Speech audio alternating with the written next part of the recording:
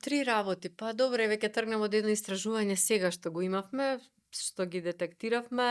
Најголемиот дел да речеме за жените кои што особено во онаа фаза која што споменав, кога се во години и со искуство кога треба да напредуваат, меѓутоа по други причини не можат толку целосно да се посветат на тоа.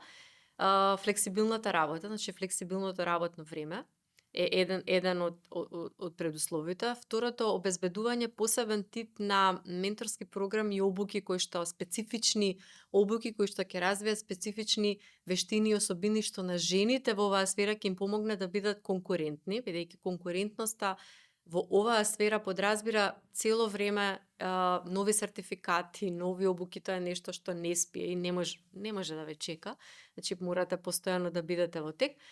И третата работа која би била, па најверојатно е поврзана, еве сега се обидувам со бројките во глава, меѓутоа тука има различни размислувања. Ајде, тоа исто така би било поврзано со флексибилноста што треба да обезбеди работодавачот, да речеме работата од дома.